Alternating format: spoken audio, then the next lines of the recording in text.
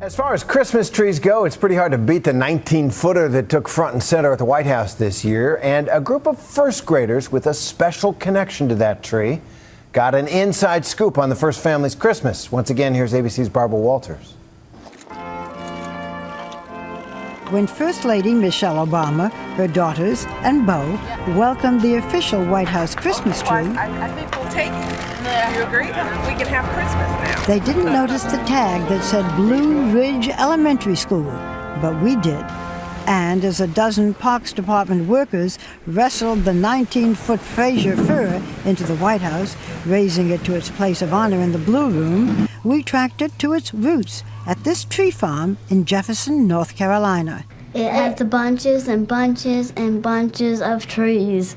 Meet the first grade class that visited the farm and put the tag on the tree destined for the White House. I would be so excited to go to Washington, D.C. and see the White House. We couldn't take them to the White House, but we could take their questions. You know, we asked some elementary school children in North Carolina if they had some questions. Yes. And they did. Do they give it to our presents?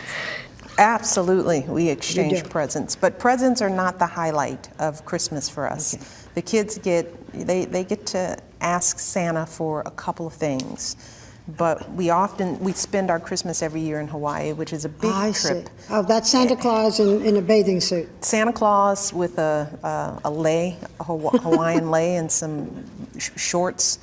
How do you live in the White House? There's so many great things. I mean, there's a movie theater here, there's a bowling alley, but I think one of the best things is that we get to share this house. It's like a museum, and that's a really cool part. I want to ask Mrs. Obama, what do you do for work?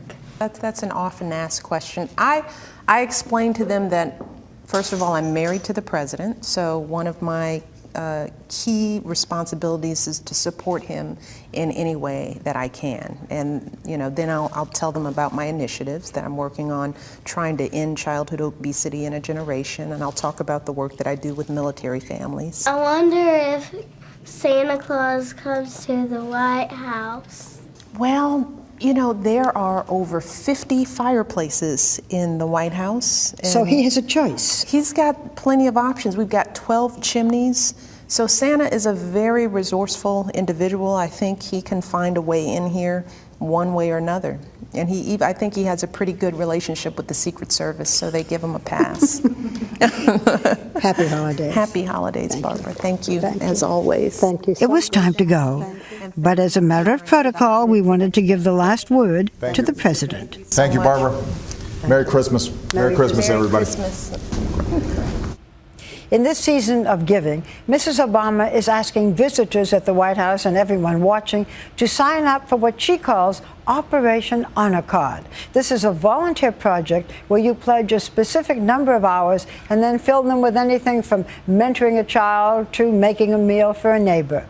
It's all part of Joining Forces, which is the First Lady's initiative to support military families.